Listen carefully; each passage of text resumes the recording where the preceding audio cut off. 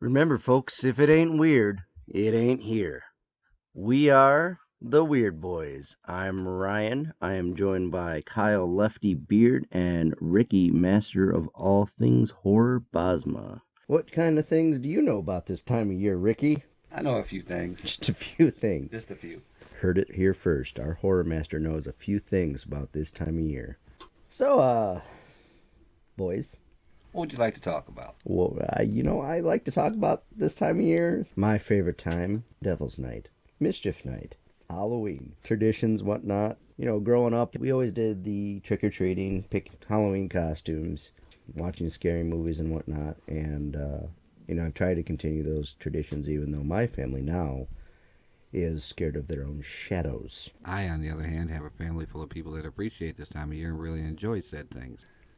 Go out of your way. Exactly. Try to be the first one in the building. Ooh, something haunted. Let me go. Look at that creepy thing over there. Let's go find it. Did something move over there? Yep. Well, we're going that way. It's kind of our thing. Well, you can go have fun with that, sir. I was reading as we were doing our research and whatnot for this.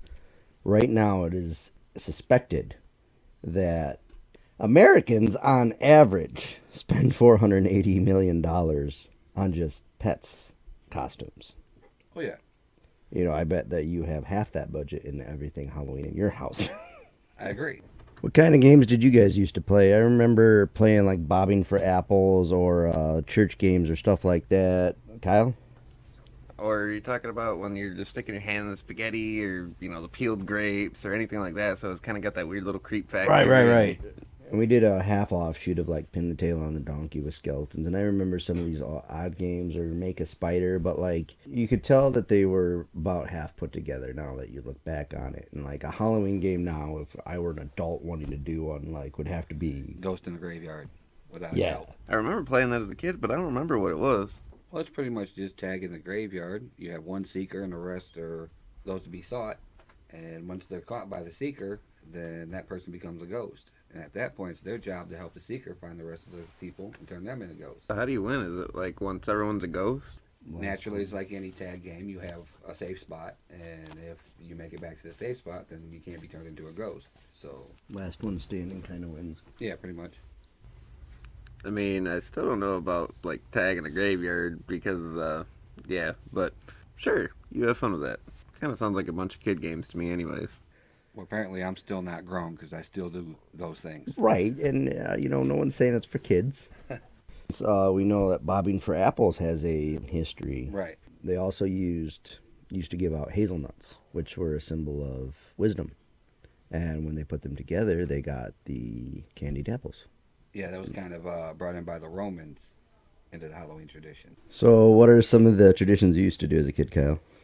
See, I always remember carving the pumpkins, having mom and dad go out and buy the little fake plastic pumpkin carving utensils or the real cheap no-edge blades. Yeah. With, like the weird little bumps on there instead of Yeah. actual, like, serrations. And I'm like, How do you All expect this to get through a Yeah. pumpkin or something?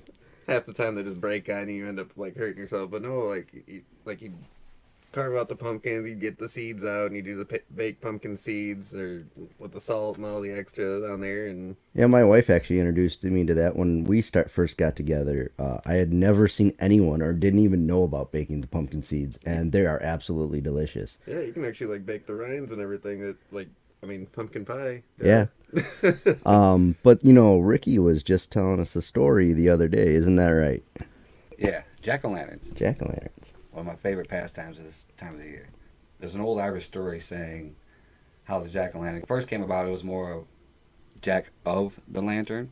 It's one of my favorite stories, and I really truly believe if there was powers like that, this would definitely be a situation where it would come in handy. So, once upon a time, there's this guy named C.D. Jack. He's kind of a drunkard, ruffian, Jack did a lot of messed up things throughout his early days, and not a lot of people in the village really cared for him. The devil got word that Jack was hanging around this town. So he figured, I'm going to go see Jack. Pay Jack a visit. So, Satan, he says to Jack, I'm here to take your soul. Jack, being as clever as he was, said, maybe I can get something out of this. So he says, hey, Satan, I'll give you my soul, but I want one more drink. Satan says, that's fine. So they walk down to the local pub. Satan and Jack are throwing a few back, like most of us would. And the night came, and Jack says to Satan, he goes, I don't have money to pay the tab. Is there any way you can help me out of this? I know I asked you for one more drink and that was supposed to be my final granted wish, whatever. Satan says, okay, no problem. So he changes himself into a gold coin. So Jack, being the clever guy he is, instead of turning the coin in, he puts it in his pocket. Well, not only does he put the coin in his pocket, but he has a crucifix in his pocket, which doesn't allow Satan to turn back into his natural form. So Satan's angry, furious at this point. But there's nothing he can really do because he's trapped. So Jack says, well, let's make a deal. He's like, I'm not ready to give up my soul today, but you can still have it. You'll just have to come back for it. Satan says, okay, no problem. Turns himself back in. Jack takes the crucifix out of his pocket. Satan turns back from a coin to his natural form and goes about his way. A few years later, Satan comes back to collect. Now, remember, Jack's a clever, clever guy. So he goes, all right, I know I asked for a lot the last time, but I just want one more thing. Can you help me, Satan? Satan says, sure. He's like, I would like an apple. And Satan goes, just an apple. He's like, yeah, just an apple. They walk over to the nearest apple tree.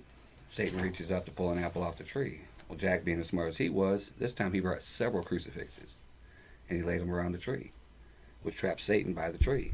Satan couldn't leave. His powers were useless. So, Satan, he goes, man, I'm about tired of this guy. Enough's enough. Jack's like, well, you're going to have to make another deal with me. And Satan says, okay.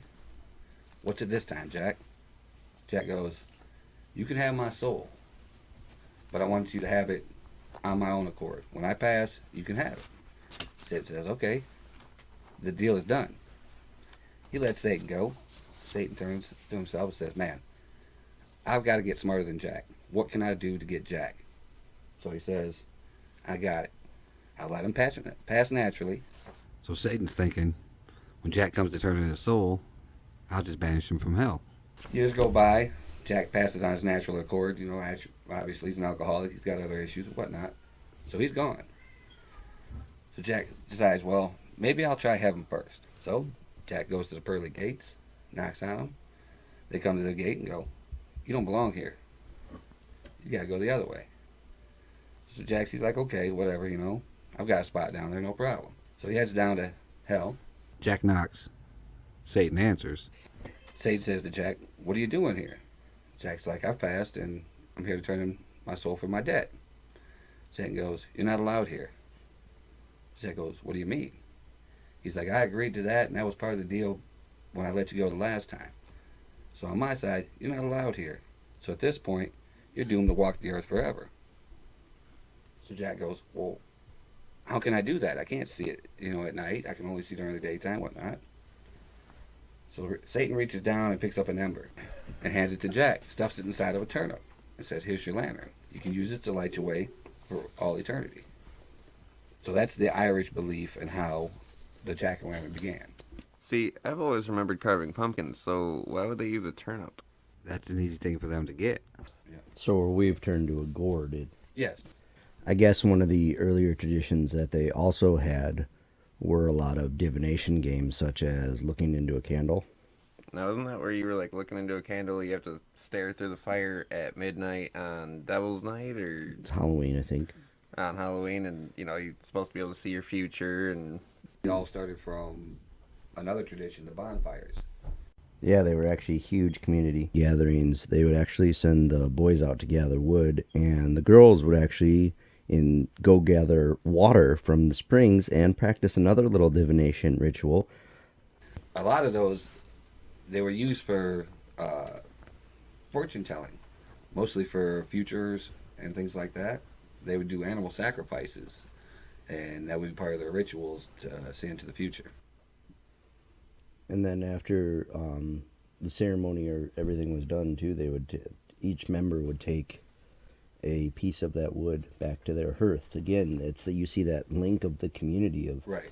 We all brought our wood up to here, made this bonfire so we could see the future of everybody, and then after the ceremonies and games and everything else were done, each of you again took that back home to relight your hearth. And this again symbolizing winter is coming at the end of harvest, which is the darkest time of the year. Didn't they also used to clean out the fireplaces beforehand? Yeah, this symbolized cleansing your house from all the bad things or spirits that happened the year before.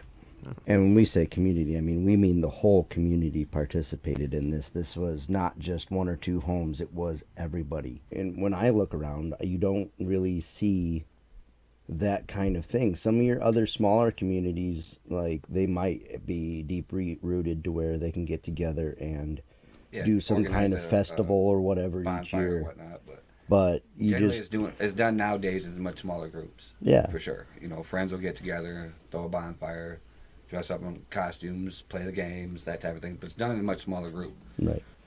When I even like the aspect of, like, when you think bonfire nowadays, it's a gathering of friends and communal, and that is definitely a huge symbol for gatherings, and, like, you just don't have a bonfire by yourself. No, Like, it's not the it's same. unheard of. Like, You know, you sit around the fire, you tell tales, yeah, and uh, it's wild and crazy things that's happened during the year or whatnot, or the last couple of weeks, or, whatever time period.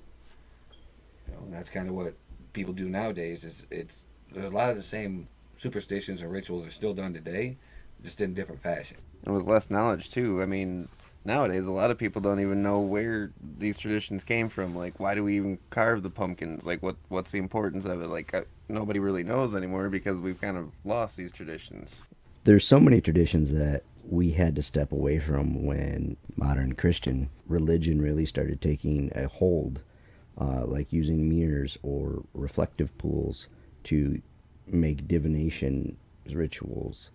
And now we use a mirror to play Bloody Mary, or the chick that bumps her head on the faucet, or all these other things.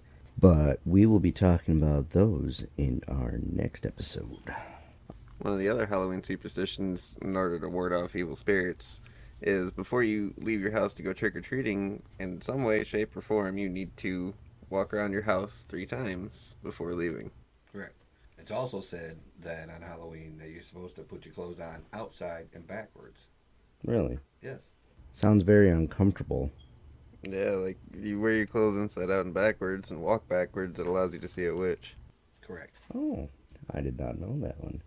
I knew about again, our costumes and disguises, or what they started eventually calling mummying the kids, Yeah. to protect them from spirits, or disguise yourself, so that you wouldn't get followed home. Which Right. Under the belief that if you look like one of them, then they wouldn't bother you. right. Believe there was also a tale, if you see a spider, like a spider lands on you during Halloween, that's a symbol that one of your dead family members is nearby you, and that's where spiders came into being as a Halloween thing. Right. And again, like, you find these things, and it's just, like, but you just, like, what, you go to the store and there's spider layouts all over the place, or bat layouts. Bats have a huge, Black cats. yeah, black cats weren't always a bad omen. I mean, Egyptians used to worship them, and actually you got buried with them. Right. Also, they used to see them as sources of power and command respect. They're looking back now and realize that during the Black Plague, it might have been less severe if they actually didn't have such a superstitious view on these cats. I know that they were once witches' familiars, but what started that whole superstition and everything? I have a little story about that. Oh. A yarn, if you will. A Something I picked yarn? up along the way. I like the pun there, sir. Like the pun. Like you would. Alright, so basically it goes like this. It tells a tale about a witch living close to a small village. She used to go there to collect children for potions, spells, rituals, whatever it is she does. Well, eventually the town folks get concerned with the missing children, naturally, which caused the witch to be concerned with the men of the village starting to get closer and closer to her home, deeper into the forest. Some time passes. She could feel her powers getting weaker and weaker as time goes on. Needed more children for her spells, so she couldn't figure out how she'd get more children without causing the townsfolk to chase her or kill her or try her as a witch. All right, no one's suspicion. Right. So she decides to perform a witch. A ritual. A I love rituals. ritual.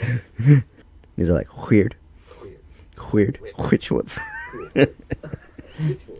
So she decides to perform a ritual and contact Satan for some help, because she's the only person she could think of that would have enough power to be able to help her in a situation. So she contacts Satan, gets a hold of him, and wants to strike a deal with him. So Satan says to the witch, really, you have nothing to offer me. You already work for me. Like, you don't have a soul to give. Right. So the witch knew she really, really, really had to come up with something good in return. So she decided to offer Satan all the souls of the children. Satan could tell she was in dire need, so he knew that he could really, really push the limit with this. So he offers her the power to change into any animal she chooses to help her along the way. In return, he'll take all the souls of the children, because really all she needs of it, the children are just the bones for her. The component. Yes, the vessel, if you will. So Satan was really, really clever, so he decided that in return, he was going to write into the contract that if she was ever to be caught or tried as a witch, she would remain this animal forever. He would also collect the souls of all the children that any witch who calls upon this animal in the future for help, he would collect those souls as well. So he knew in the long run he was going to make out. So without haste, the witch signs the contract without reading it, which Satan knew she would because she was in such urgency. So she returns to the cottage in the woods and tries to decide how to use the new ability. She sat around for a few days and really couldn't come up with any good ideas, so she decided to sneak down to the village and observe. And lo and behold, she notices the children of the village playing with the stray cats, chasing them far and away from the safety of the center of the village. Her decision was easy at that. Simply change into a cat and lure the children into the edge of the trees and run away with them. So she decides to head home, contact Satan, and try and figure out how to use her new ability. So she gets a hold of Satan, and Satan says, it's simple. You say the name of the animal 13 times in reverse, and it will be done. Which goes, as simple as that. He says, absolutely. So Satan leaves, figures she's going to give it a try. Tack, tack, tack, 13 times. Poof. She's a black cat. So the witch decides this is a perfect opportunity to go down to the village and try it out. So she sits outside the village for a little while and kind of observes, see what's going on in the village. And she sees a small child walking close to the edge of the field. She meanders out into the field. The little girl starts to chase her around. She hops, skips, jumps, gets away from her, and decides she'll probably head for the edge of the trees and see if she can make this happen. So she darts for the edge of the trees, and naturally the little girl follows after. She gets to the edge of the tree line, and poof, she changed back into a witch. Snatches the little girl up. So the witch gets back home and realizes how easy it is, how simple that was for her. But she decides she doesn't want to make it too obvious. So she's not going to return to the well too many times. So she decides maybe 1 or 2 a year would be plenty for her for a while. So naturally, she continues this path, 1 child a year, she continues to take for the next 13 years. So at this point, Satan's getting pretty frustrated because he's like, that's not a very quick return on my investment. I need to kind of speed up this process. Right, he's thinking hundreds. Yeah, that's his job. He likes to collect souls. So he figures that's not enough. So he decides he's going to hatch a plan and set the witch up, make it easy for the townsfolk. So one night he sneaks into town, kills 13 children in one night. Yeah, that seems to be a reoccurring number. That seems to be a number of his, huh? So he heads down and leaves a trail of body parts to the witch's cottage in the woods. Witch is at home, sleeping peacefully, doesn't really know what's going on. So the next morning, the townsfolk wake up and they realize what had happened. So naturally, they follow the trail back to the witch's house. When they get there, they find the witch. So they decide they're going to try her as a witch, because they can see all the spells and incantations, things all around the house, so they know exactly what she is. So they drag her back to the village, try her as a witch. Decide burning at the stake is the answer for her. So they hold her captive for a little while and decide today is the day that this is going to happen. So they put her up on the bonfire and they're going to light her on fire tonight. Satan gets word. He goes, oh yeah, this is easy for me here.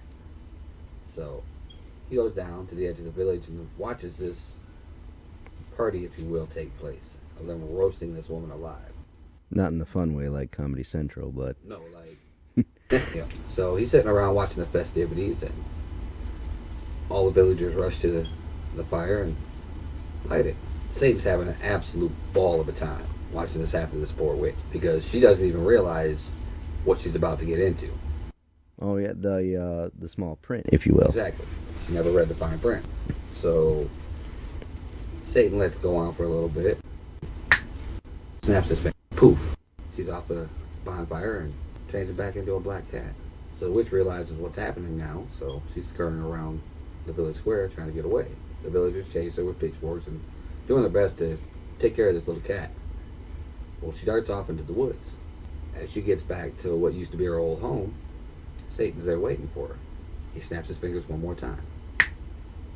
She turns back into a witch. He says, "Little did you know, this was a small clause in your contract that you failed to read, because you were in such a rush that you didn't even take time to see what I really put on the paper." So Witch kind of goes, "Well, how bad could it be?" He says, "It's pretty simple.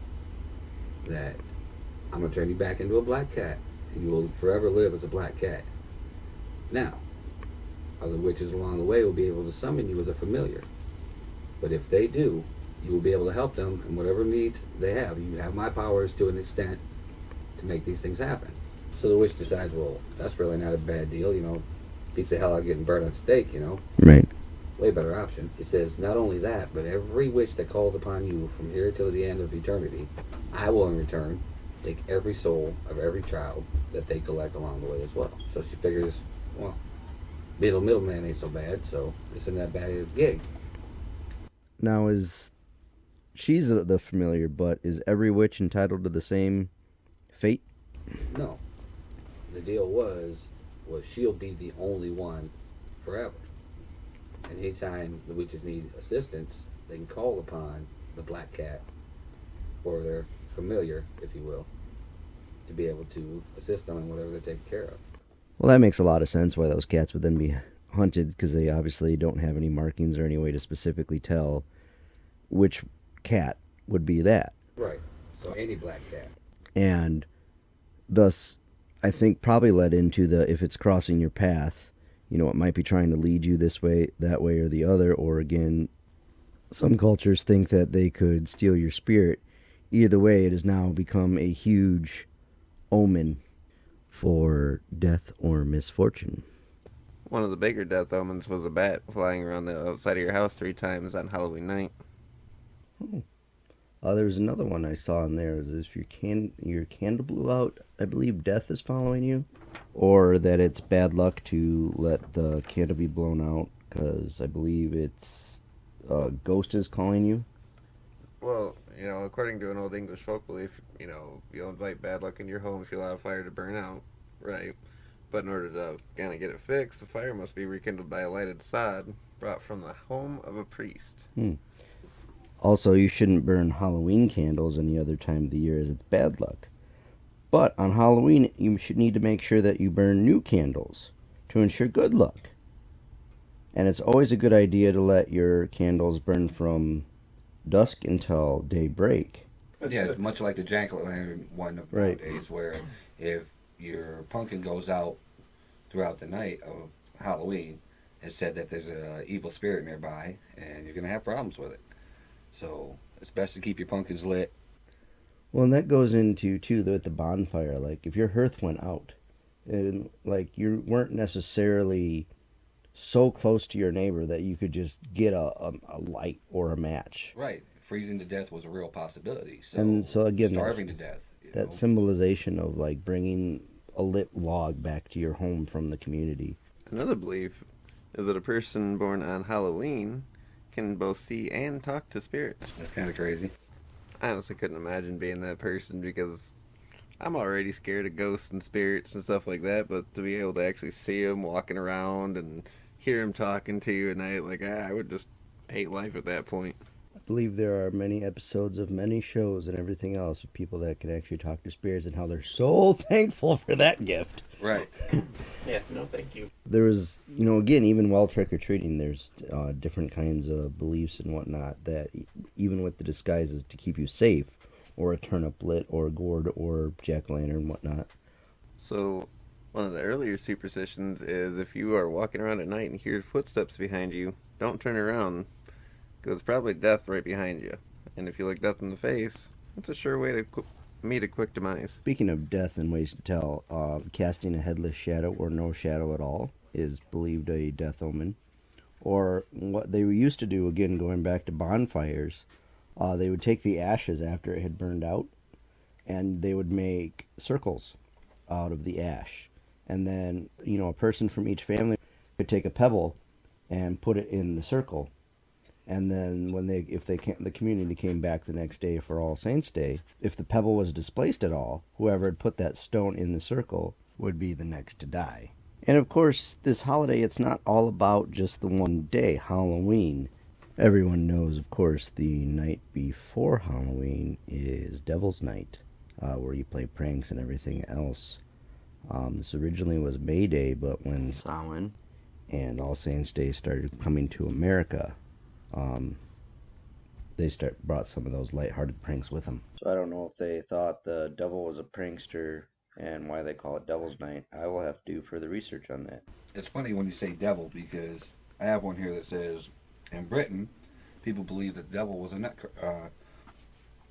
gatherer. So at Halloween, nuts were used as lucky charms. Speaking of nuts, when we were out there walking around by that great big oak tree, if we'd have picked up one of those acorns, a lot of the witches actually believe that that acorn held the wisdom of the great oak, and it actually held a lot of good luck. And that, I think, ties into a lot of cultures' beliefs that your energy passes on from you in each generation. So as the tree passes on its seed, the tree's memories and the things that happen around it and all the energy around it comes from the tree and then continues on to the seedling. One of the other obviously huge parts of Halloween is haunted houses. Oh, yeah. And I've been trying to get out to one for quite a while now, but I have not, unfortunately, had the opportunity. I know somebody here. I've been to a couple of them so far this year. Just a few? Got Couple? a few more dates coming up, but this is definitely my favorite time. Yeah, I've been to a couple of them. I went to Dark Side Acres. It was a little bit different for me because normally they let you take your time, walk through it, enjoy the places and the haunts and the actors and whatnot, but they kind of just rushed you through on that one. I don't know if it was because it was early season or with everything else going on this year. That was one, and I really enjoyed the haunting. That was a good one for me because usually you deal with a lot of actors. This one was probably 60% animatronics and 40% actors, which was a great mix for me. So that's different. So you prefer the animatronics just because? No, I prefer them either or, but you'll see mostly one, and a few animatronics speckled in. But these guys, they had quite a collection. Yeah, because putting on a haunted house, like even as an actor, I mean, as someone who's written a lot of horror stories and even role-playing wise or nerd games and stuff like that, doing an actor of horror takes an entirely different mindset to get in to know, look, I'm not just coming in here to play a role. I'm not coming to do this. My goal is coming in to make you piss your pants. Yeah, you have or to scare the interact crap with out of you. the people that come through. And that mindset, getting that in there, it's not easy. So when you get someone in a haunted house that actually is really placated and like in that role and whatnot and can jump out at you and know that they're going to scare little kids, like, you got to be pretty messed up in the head. Or even some actors when they get into these roles. Yeah, like Heath Ledger when he was getting ready for the Joker role in Batman, like he had to like starve himself and basically make himself mentally unstable to the point where he became the Joker. He had that second personality. He had it all down. He did a really good job. Also, Jared Leto, he used to send like horse heads to his co-hosts. Right. But see, the good thing about having a role like that is you get to play out your deepest, darkest passions for people, and once you scare somebody, it gives you a sense of power, and people absolutely love it. This is why they put on a mask, so they can separate that personality that they're playing from them as themselves. Yeah, like they embody that thing. Right. It's kind of like why nurses, doctors, firefighters, policemen, they all have a uniform. So that way whatever happens on duty is separated from their everyday life. And it's really is hard to separate those two things. Yeah. And, I don't think you have a lot of your haunted house actors, obviously, who are going out and trying to be psychopaths and this, that, the other. But, like, Sometimes you just run into an actor who's not even, they're not trying, they just, not saying, giving, discrediting any of them, but they don't get into that kind of thing. Right. You can tell the ones that are there for a paycheck and the ones that are actually there Right. because they love to terrorize people. You got the difference between the good clowns and the bad clowns. Yeah, because like you got those clowns that'll come up and you just get chills, like goosebumps run down your arm, and then you got the ones that come up and you're like, dude, stop! Like this isn't a kid's party. Like Right. Well, I imagine the ones like I went to as a kid where the clown would walk up to you and just do that like half giggling and like, well, I'm gonna get you, and like they always play that. You tell that fakeness behind their laugh, whereas the guy that drops out and like does not break character, does not stop anything, he's gonna jump out, he's gonna grab you, and he's Step up close next to you and you don't even realize that he's there because he's being that quiet, that stealthy. yeah. And the next thing you know, he's right there. Those are the better ones for me. Or like the guy that walks, the guy in the beginning. That's who I've always wanted to be. That's, I walk you down and let me tell you the history of That was the good thing about the haunt. They actually had a storyteller that you took 2 or 3 minutes in between groups, and he would tell you the backstory of the clowns and how it all came about. And it was actually pretty impressive. Like again, and somebody that will, they change their voice or they get into the character, and I'm going to bring you out and give you whatever. Like, that is the kind of person that you can tell they have a passion for it. But when you have this was the story of Arnold Archibald, and he killed somebody someday. Like, again, it's, if you're not passionate about what you're selling, then people aren't passionate about what you're buying. It's like being the barker at a freak show. Your job is to bring people in. Yeah. So what can you say, and how far can you push it to offend somebody to the point to where they're like, I have to see this. Right. After haunted houses, one of the other traditions that we haven't really talked on yet was foods. I love food. I can tell. Now, most people would say that some of your foods would be pumpkin spice, or Basic white girls. I don't even know half of the popular ones right now. But they started when you would go to someone's house, they would give you treats. And this was in a way to get you to pray for people they have lost that year. One of the biggest foods, obviously, being candy corn.